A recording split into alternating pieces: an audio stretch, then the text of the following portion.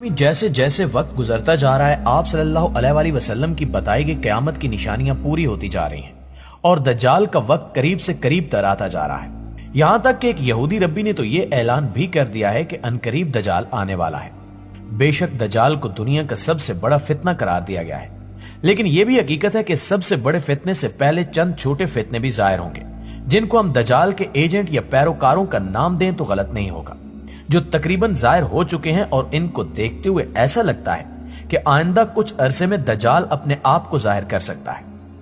इन फितनों में सफ़े अव्वल पर टीवी, केबल, सेल फोन, उरियानी, फहाशी और हमारा इलेक्ट्रॉनिक मीडिया है, और इसका सबूत हमें स्विट्जरलैंड के शहर बासिल से मिलता है, जहां 1897 में 300 यहूदी दानिशवरों, मुफक्करों और फलसफियों ने थियोडोर हर्टल्स की क़यादत में जमा होकर पूरी दुनिया पर दज्जाल की हुक्मरानी का मंसूबा तैयार किया था। और अब यह मंसूबा उन्हीं प्रोटोकॉल की सूरत में पूरी दुनिया के सामने जाहिर हो चुका है। इसमें जहां दूसरी चीजों को कब्जे में लेने पर जोर दिया गया था, वहीं मीडिया के बारे में यह तय हुआ था कि हम मीडिया के सरकश घोड़े पर सवार होकर इसकी बागडोर को अपने कब्जे में रखेंगे। हम अपने दुश्मनों के कब्जे में कोई ऐसा मुअस्सर और ताकतवर अखबार नहीं रहने देंगे कि वो अपनी राय को मुअस्सर ढंग से जाहिर कर सके, और न हम इनको इस काबिल छोड़ेंगे कि हमारी निगाहों से गुजरे बगैर कोई खबर लोगों तक पहुंच सके। और हम एक ऐसा कानून बनाएंगे कि किसी नाशिर और प्रेस वाले के लिए यह मुमकिन नहीं होगा कि वो पेश की इजाजत लिए बगैर कोई चीज छाप सके। हमारे कब्जे में ऐसे अखबारात और रसायल होंगे जो मुख्तलिफ ग्रोहों और जमातों की ताईद व हिमायत हासिल करेंगे, खा ये जमातें जमहूरियत की दाई हों या इनकिलाब की हामी। हत्ता कि हम ऐसे अखबारात की सरपरस्ती भी करेंगे जो इंतिशार, बेरारवी, जिनसी और इखलाकी अनारकी, इस्तबदादी हुकूमतों और मुतलिकुल अनान हुक्मरानों की मुदाफियत और हिमायत करेंगे। और हम ऐसे असलूब की खबरों को भी पेश करेंगे कि कौमें और हुकूमतें उनको कबूल करने पर मजबूर हो जाएं। दोस्तों, ये तमाम वो बातें थीं जो आज से एक तवील अरसा पहले ही तय की जा चुकी हैं, और आज हकीकत की नजर से देखा जाए तो इब्लीस और यहूदी कौम अपने इस मकसद में पूरी तरह कामयाब हो चुके हैं, और उन्होंने पूरी दुनिया के इंसानों के अक्ल और जहन को प्रिंट और इलेक्ट्रॉनिक मीडिया के जरिए मौफ करके उनको इस सहर में जकड़ लिया है जो हक को बातिल में तमीज करने के उस बुनियादी उनसर को इंसान के अंदर से खत्म कर देता है जो अल्लाह रब्बुल आलमीन ने हर इंसान की फितरत में रखा है। इस बात में कोई दो राय नहीं कि इंसानी मुआशरा जिन बुनियादों पर कायम रहता है उनमें हया और इफ़्फ़त एक बुनियादी रुकम है, और जिस कौम के अंदर से ये सिफात उठ जाती हैं वो अपनी मौत आप मर जाती है, और उस कौम के अफराद भेड़ बकरियों के उस अंधे रेवड़ की मानद हो जाते हैं जिसको जो जहां चाहे हंका कर ले जाए।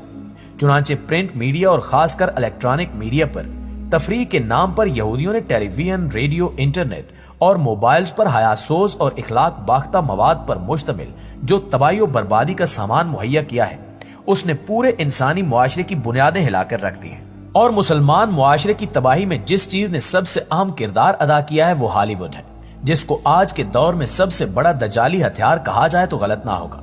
क्योंकि हॉलीवुड वो वाहिद प्लेटफार्म है जो नाजरीन को मुख्तलिफ नोयत के मनाजिर दिखाकर हंसा भी देता है और आंखों में आंसू भी ले आता है, और नाजरीन इन करतबों में इस कदर मगन हो जाते हैं कि दीन और दुनिया की कोई खबर बाकी नहीं रहती। इसके अलावा हॉलीवुड की तमाम फिल्मों में लोगों को मुख्तलिफ किस्म के जानवरों, टेक्नोलॉजी, मंशियात, जिन भूतों, वायरस और दहशतगर्दी के मनाजिर पेश करके खौफजदा किया जाता है, और बॉलीवुड की फिल्म रेजिडेंट ईवल में भी यही कुछ है,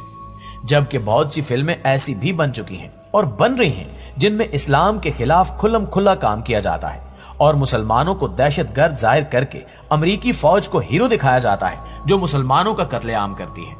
नाज़रीन गिरामी, ये तमाम वो निशानियां हैं जिनके पूरे होने के बाद हम कह सकते हैं कि वाकई दज्जाल का वक्त करीब आ चुका है, और यहूदी रब्बी के मुताबिक ये अनकरीब जाहिर हो जाएगा। हजरत अब्दुल्ला बिन मसूद रजी अल्लाह ताला अन्हु से रिवायत है कि आप सल्लल्लाहु अलैहि वसल्लम ने फरमाया कि दज्जाल के साथ शोरबे और हड्डी वाले गोश्त का पहाड़ होगा जो गर्म होगा और ठंडा नहीं होगा, जारी नहर होगी, और एक पहाड़ बागात यानी फल और सब्जियों का होगा। इस हदीस मुबारका में यह बताने की कोशिश की गई है कि दज्जाल दुनिया के तमाम वसाइल पर कब्जा कर लेगा और फिर हर इंसान को अपनी खुराक की खातिर उसका मोहताज होना पड़ेगा, जिसका आगाज हो चुका है। इस वक्त दज्जाल के पैरोकारों की जानिब से दुनिया की खुराक पर कब्जे के प्लान पर अमल शुरू हो चुका है। यह तो आपको पता ही होगा कि इस वक्त दुनिया में दज्जाल का सबसे बड़ा कारिंदा बिल गेट्स है, जो अपने इकदामात की मदद से दज्जाल की राह हमवार कर रहा है, और बिल गेट्स ही वो शख्स है जो दुनिया की खुराक पर कब्जे का प्लान तैयार कर चुका है, बल्कि इस प्लान पर अमल भी शुरू कर दिया गया है। واضح ہے کہ ہماری خوراک یعنی پھل اور سبزیوں کا دارومدار کھیتی باڑی پر ہے، اور کھیتی باڑی کے لیے زمین کی ضرورت ہوتی ہے جہاں کسان مختلف اناج اور پھل پیدا کر کے ہم تک پہنچاتے ہیں اور پھر ہم اپنی ضروریات کے مطابق انہیں خرید لیتے ہیں۔ لیکن تصور کریں کہ اگر کسانوں کے پاس اناج اگانے کے لیے زمین ہی نہ ہو تو پھر ہم سبزیاں اور پھل کہاں سے لیں گے؟ یقیناً ایسی صورتحال میں خوراک کا بہت بڑا بحران پیدا ہو جائے گا اور لوگ بھوک سے بلک بلک کر مر جائیں گے، جو کہ دجال کے پیروکار چاہتے ہیں۔ یہی وجہ ہے کہ بل گیٹس دھڑا دھڑ زرعی زمینیں خرید رہا ہے، اور امریکی اخبار دی لینڈ رپورٹ کے مطابق بل گیٹس کے پاس 2,42,000 ایکڑ سے زیادہ زرعی زمین موجود ہے، جس کی مالیت $69 کروڑ سے زیادہ بنتی ہے۔ بل گیٹس اس وقت دنیا کا چوتھا امیر ترین فرد ہے، اور مالیاتی جریدے فوربس کے مطابق اس کے اثاثوں کی مالیت $129.2 ارب ہے۔ اس لیے ظاہر ہے کہ زمین کے لیے خرچ کی گئی رقم اس کے اثاثوں کے آٹے میں نمک کے برابر ہے۔ ناظرین، اس کے علاوہ اب حال یہ ہو چکا ہے کہ ہر چیز مصنوعی طریقے سے پیدا کی جا رہی ہے، یہاں تک کہ آج کل جانور مصنوعی نسل کشی کے ذریعے پیدا کیے جا رہے ہیں، اور فصلیں بھی مصنوعی بیجوں اور کھادوں سے اگائی جا رہی ہیں۔ فی الحال تو لوگ ان مصنوعی چیزوں کو خوشی خوشی قبول کر رہے ہیں، لیکن اس کا اندازہ دنیا کو اس وقت ہوگا جب انسان کے گلے سے پیٹ میں اترنے والی ہر چیز مصنوعی ہو جائے گی اور ملٹی نیشنل کمپنیوں کے ہاتھ میں ہوگی،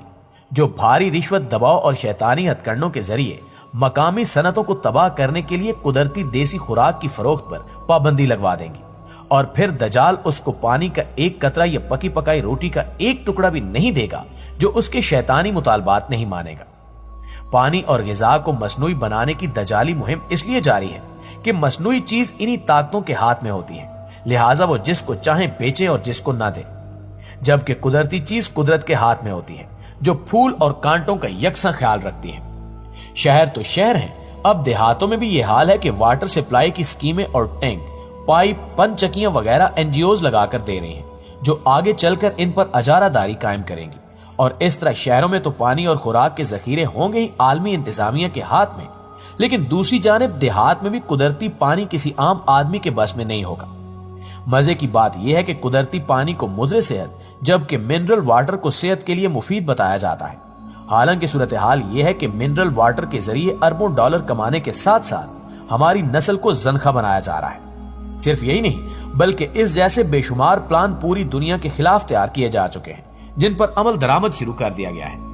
ہمیں چاہیے کہ ہم ان سازشوں کو سمجھیں اور ہر فورم پر ان دجالی طاقتوں کے خلاف آواز بلند کریں۔ دعا ہے کہ اللہ تعالی ہمیں ان دجالی سازشوں سے بچنے کی توفیق عطا فرمائے، آمین ثم آمین۔